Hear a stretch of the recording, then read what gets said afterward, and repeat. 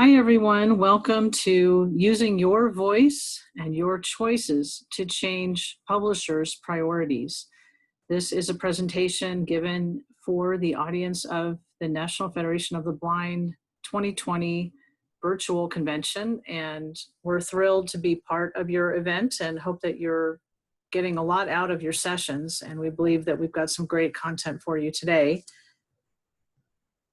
To start with, let me introduce myself. I'm Christine Jones. I'm the Associate Director of Global Literacy at Benetech. And in that capacity, I basically oversee the outreach and support efforts primarily around Bookshare, but also involved in some of our other initiatives as well. And I look forward to telling you more about the work that we're doing as part of this important process of making content accessible for all. So to start with, let me just get into some background for the presentation today. This is to serve as a follow-up to a session that was presented yesterday, to which I want to call your attention. It was called The Current State of Modern Digital Publishing. It was presented by my very well-known colleague, George Kirscher, who is a senior officer in our global literacy team here at Benetech. And I've included in the slide here a link to the recording of his presentation and a link to his slides. And I would definitely encourage you to go through and listen to the recording and look at the slides. The recording is just 16 minutes, so it's a pretty short update, but lots of really important information there. I'm going to repeat a very little bit of what George talked about, so I would like to refer you to the recording of his presentation that's available on the Bookshare website as well. And perhaps one of my colleagues can put that link in the chat to the Bookshare page, the Bookshare NFB page. And there you can also find other information about presentations that we are giving. As I mentioned before I started the formal presentation today, this is being recorded, and there is an opportunity for you to ask your questions via the Q&A box, which should be on the bottom of your screen. We ask that you use that for questions rather than the chat box, because it's just a smoother experience for everyone. So please enter any questions that you have in the Q&A box. In addition, you are muted and your video is automatically turned off, so you don't need to worry about managing those aspects of your participation today. So we'll be getting going here with the presentation. So again, this presentation is a follow-up to one that George Kirscher gave yesterday called The Current State of Modern Digital Publishing. And I encourage you to listen to the recording of his presentation. But the gist of what George had to say is that there's been a lot of great progress made in the field of accessible publishing, meaning making sure that publishers are making content that works for all readers, especially readers with visual impairments. And actually we have the NFB to thank for a lot of that progress, because the NFB members have been vigilant in communicating to content creators and other companies making tools for this field how important accessibility is. And that, I believe, has made a huge difference. So we really applaud the efforts of the NFB members and ask that you continue to push these issues, because this is how we change the thinking of publishers and others. They are obviously in business to make a profit. So the more that we can help them understand that they will, succeed and be more successful and be more profitable, the more that they embrace these inclusive practices, the more likely they are to adopt the behaviors that we want them to adopt. So that's the gist of today. So just to highlight some of the progress that has been made in the field of accessible publishing, there is a format, a standard called EPUB, and the latest version is EPUB 3. That is the most accessible format that has ever been created. And it is now the international standard file format for ebooks. So a lot of progress has been made in getting ebook publishers to adopt that as their standard. We know that many continue to access content in PDF format and other less accessible formats, but we are starting to see a trend wherein that format, specifically PDFs, are being discouraged in favor of a format like EPUB 3 that is much more broadly accessible and widely usable. So many publishers in the higher education space, as well as trade publishers, are now producing books in EPUB.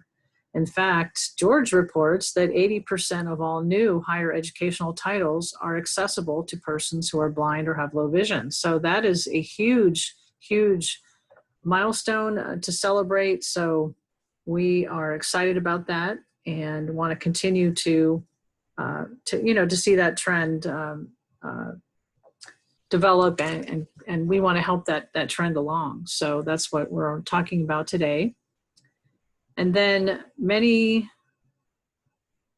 distributors and retailers and reading systems now rely on EPUB. So we're thinking about things like Apple Books, Amazon, Kindle, Vital Source, a number of other either distributors or retail distributors of content or reading tools out there use EPUB. Apple Books, if I didn't mention that earlier. So EPUB is really gaining in popularity and adoption throughout the publishing industry, which is a really good thing for everyone. But all of that being said, there is still some very important work to be done, and the role that you all play as members of NFB and consumers in this space is very, very important. Specifically, so as I say here, publishers are coming around to the need to make materials accessible, but we ask that you as consumers continue to insist on fully accessible EPUB 3 files when you're purchasing content, acquiring content. Not all EPUB files are created equally. And basically, there are ways that publishers can generate EPUB files that are not going to have all the features that are needed. Without getting into a lot of technical explanations, which are not really my area of expertise, just suffice it to say that publishers' definitions of accessibility can vary widely. So that's why we need to bring everyone to a common standard, which is this fully accessible EPUB 3. And I'll talk a little bit about it in the next slide, but Benetech has worked with other organizations to produce an actual accessibility standard for EPUB, the EPUB format. And so we're encouraging publishers to adopt that standard in producing their content. We really believe that the content produced that is born digital, so in other words, from its very inception, it is in digital format. It can easily be made born accessible, which is a phrase that Benetech coined to talk about making these files accessible from the get-go, from the very beginning, so that they don't have to be retrofitted. So we believe that materials that are born accessible materials that are born digital can be born accessible. It does require some extra steps on the part of the publisher, and this is where the consumer voice comes in and is so important, because to the extent that that publishers start to believe that these extra steps are not optional, they are required for success in this industry, we have a better chance of them actually taking those steps. And then the other thing that is so essential here is third-party certification of that accessibility. As I mentioned, publishers' definitions of accessibility can vary widely. So just them saying, oh yeah, this is accessible, isn't necessarily good enough. So we at Benetech actually have pioneered an effort to provide a very rigorous third-party certification of these products, so that an objective source can determine, yes, this is fully accessible, or no, it's not, and here's what you need to do to correct it. And that's basically the gist of what our program does. It's called Global Certified Accessible, or GCA. And basically we offer protection to consumers by checking checking publishers' content before it hits the the stores, so to speak, the digital storefronts, to make sure that it really conforms to various standards and is fully accessible. So for one thing, we check to ensure that their files conform to the EPUB Accessibility 1.0 specification I mentioned earlier that we worked with other organizations to create, and that also that the materials conform to WCAG AA, and that's the, I'm spacing now what that stands for, but many of you probably already know, and you can look it up. It is a standard that specifies, certain features that make reading possible for people who are using assistive technology and screen readers and other tools, or for example, don't want to have to depend or cannot depend on a mouse to be able to navigate. So some of those specifications or features that we check to ensure that these publications have are things like proper page navigation. So we want to make sure that the pages have all of the correct navigability built into them and logical reading order. We want to ensure that images have been coded correctly and they're properly described when when descriptions are required for that image to really be understood. We want to ensure that there is proper use of landmarks and semantic markup, and then that tables, links, and lists are correctly marked up and described when necessary, and also that accessibility metadata is included. And basically what that means is the book file has some descriptive information included with it that would allow that book to be found in a search, for example, of materials that are accessible, search for materials that are accessible, that the metadata correctly identifies the book to make it findable by those who are looking for it. So those are all things that Benetech's process seeks to ensure, and those are just some of the factors. As I mentioned, it's a pretty rigorous certification process, and we do view this as very consultative with publishers. Our intent here is not to embarrass or shame publishers, but rather to motivate them and to work with them to point out the areas where their materials are lacking in accessibility, and then working with them to actually remediate those issues. And then they send files back to us again, and we run them through the tests again. And then once they're fully certified, they get that stamp, that seal of approval, that Global Certified Accessible stamp that lets their whole marketplace know that that particular line of ebooks is going to be a fully accessible experience. So, we believe this is a really important step to take. There are certainly other organizations out there that are doing third-party accessibility checking, and we think that getting the certification of accessibility is the most important thing, though we do think that our process is pretty unique. So we do encourage you to check that out. And at the end of this presentation, I've included a link to that. So that's something that you can ask for. You can start asking publishers for GCA materials, and if they don't know what that is, you can point them to the website that I'll show you. I'll refer you to that so that you can let them know how they can make sure their materials conform to this certification. So speaking of what you can do, here are some things that you can do. You can reward those publishers who are doing it right. So for example, we've been working with a company called Vital Source on an online bookstore, and I've included the link here. It's benetechaccessiblebooks.vitalsource.com, and Benetech Accessible Books is basically all one word.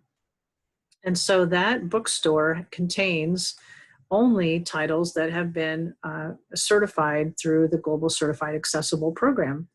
And there are currently titles from only Macmillan Learning there, but there are going to be titles from additional publishers very soon. And so we ask that you check that out and consider purchasing their content simply because they have taken these steps to do the right thing and to make sure all their materials are certified.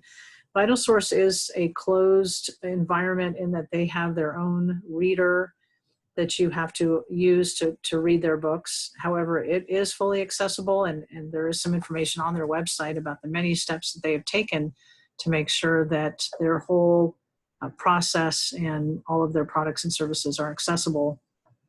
So check that out. The second thing you can do besides shopping specifically from this vendor is just ask other vendors for accessible EPUB files every time you purchase e-content, and also or ask them for global certified accessible titles. And every time you make a purchase of e-content, you can make that request, and that information will get back to the leaders of those organizations, who will then realize that there is a need for them to take these requirements seriously. In addition, we encourage you to use reading tools that read EPUB. EPUB is a wonderful format and offers so many great accessibility features. In George's presentation yesterday, he did a demonstration of a tool called Thorium, which was developed by the DAISY Consortium. And it is a reading tool that reads EPUB files. He used a screen reader on top of Thorium. Thorium itself doesn't have text-to-speech capability, but it does display the text and the images if there are images, and then a screen reader can be used on top of that to read for a really very satisfying reading experience, very navigable experience, and one that conforms with the kind of standard that many of you have come to expect in your reading. So check that out, and it's actually available on a number of platforms, and George talks more about that in his presentation. Other tools that read EPUB are Voice Dream Reader and Dolphin Easy Reader, two apps for the iOS and Android environment. They both read EPUB. And Apple Books, of course, reads EPUB, and many other tools read EPUB. This is just a very short list, but there are many tools out there that read EPUB files, and we encourage you to really make use of these tools. We believe this is the way to get the very best possible and most accessible reading experience. Many of you are probably already familiar with Bookshare, but Bookshare is an ebook library for people who read differently. It makes reading easier. So people who have vision impairments, low vision or blindness, or learning disabilities or physical disabilities that affect reading can access books and read in ways that work better for them on a wide variety of technologies. Currently, the library has about almost 900,000 titles. We're just shy of that number right now, so we're all watching the ticker to see when we hit that huge milestone. And so basically, until such a time that all books come out of the publishers born accessible and are ready for use by any reader, we'll continue to make Bookshare better and better and make it larger and larger and available to people like NFB members and others, so that you can access titles and read in ways that work for you. Bookshare contains textbooks, books for assigned and pleasure reading for students, periodicals, books for adults, lots of books for adults. Actually, we have a robust collection, and pretty much all of the bestsellers are available in Bookshare. We work hard to make sure that books are available in Bookshare the same day that they go on, that they're available to the public in bookstores. So more than likely we'll have the most current titles that you're looking for. It is free for all qualified U.S. students of any age. So even students going back to school later in life can qualify for a free membership if they have a reading barrier, such as a visual impairment. An adult with a qualifying reading barrier can access Bookshare for $50 a year, and that's for an unlimited number of books. So literally hundreds or thousands of books can be enjoyed by qualified adults for just $50 a year. Pretty good deal. And the books are available in a number of formats, including EPUB. Most, I'd say about 99.9% of the books in Bookshare are available in EPUB.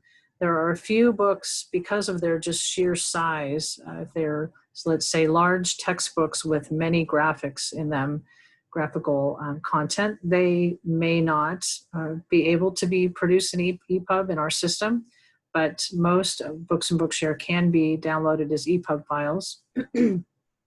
They can also be downloaded as DAISY text files or DAISY with images, DAISY text with images if the images are available and if that's desirable. In addition, they can be downloaded in DAISY audio, which is voiced, self-voiced within the Bookshare system. So those are nice audio files with a lot of navigability. They can also be downloaded as BRF files for Braille readers. And they can also be downloaded as Word documents. That's something that many may not be aware of, but all Bookshare books can be downloaded as Word files. However, I would say that the experience of reading an EPUB is definitely superior to reading a Word document, but Word documents have a lot of nice functionality, like the ability to add one's own text to the document, such as notes or references. To maybe break it up and just, have one chapter downloaded, or not downloaded, but have one chapter available at a time. So lots of options for Word that are really handy. So you may want to check out that format. And as I mentioned, Bookshare books can be read on a lot of different devices and tools. We have a list of those on our website. Many of them are free, others are very low cost. And then, as I mentioned, even Microsoft Word documents can be read in the free immersive reader that's available as part of the Microsoft Word platform.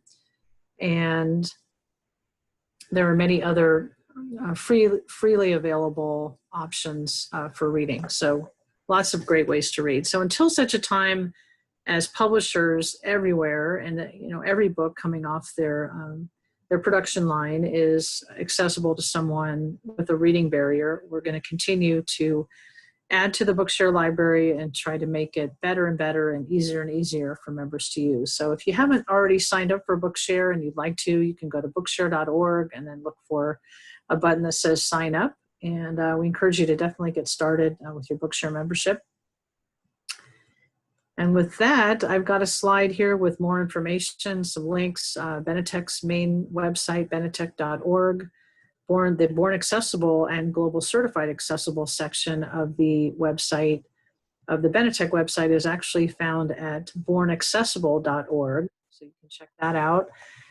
There's a link here to some webinars that the DAISY Consortium offers on relevant topics, and then also a link to an inclusive publishing website, inclusivepublishing.org, that has some resources that you may find of interest. So with that, I'm going to go ahead and take questions. Any questions that you may have, you can enter those in the Q&A box, and I'll just check the chat.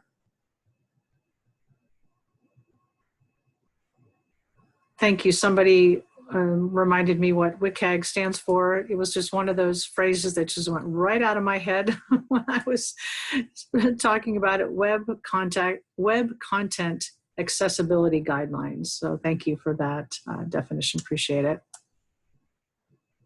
All right. Are there any questions that I can answer?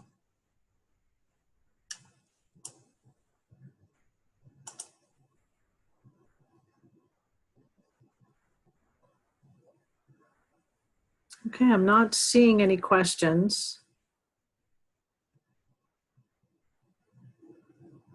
I'll hang out for another minute or two here to see if there are any questions, but I do encourage you to check out these resources here. And as well, let me go ahead and find the web page on the Bookshare site. Actually, somebody did put that link in the chat, so I will grab that and put that up and share that with you. That is our main NFB page on the Bookshare site. So it's bookshare.org /CMS. So that's Charlie. I can't remember the the word for M, but Charlie, Megan, Silo, CMS/events/NFB. So there you'll find a list of all the things that we're doing this week around the convention. We have several other sessions that have either already taken place or are coming up. And there are office hours. There's some information here about other projects that we're working on. For example, we have a smart speaker project that we'd love to get your help with. So you can sign up to help us test the prototype of our smart speaker solution. And there's some information here for that. There's also information about 2 book clubs that we're offering, one for adults and one for teens. So check out that information, and then information about our summer readathon, which is our summer reading program.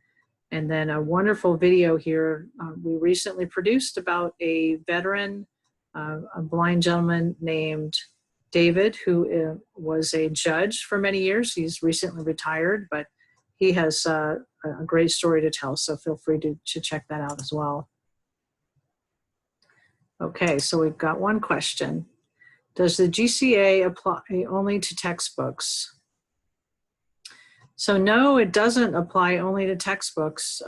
So basically any publisher can run their materials or elect to run their content through our checker system. In other words, any publisher can work with us to get their materials certified. So if you have connections with publishers, you can definitely point them to the website, and I'll just bring that up right now.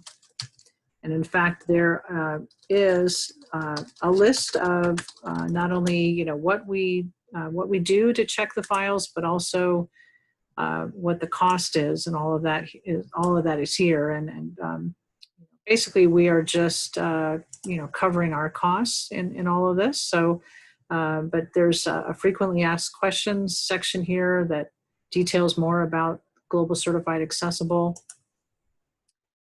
What a publisher should do if they're interested in making their books, putting their books through our certification process. So there's some information here. So if you have contacts with publishers, please point them in this direction to bornaccessible.org and ask them to go through this process to get their materials certified. That would be tremendously helpful.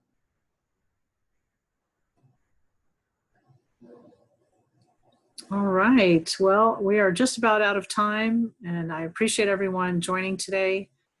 I'm going to go ahead and wrap it up here, but feel free to reach out to us at support@bookshare.org with any Bookshare questions you might have, and you can actually email and you can actually include any other Benetech questions that you have there too, support@bookshare.org, and we'll get them to the right person here on our team. All right, everybody, thanks so much for joining today, and it's been great to have you with us, and we will catch up with you again soon.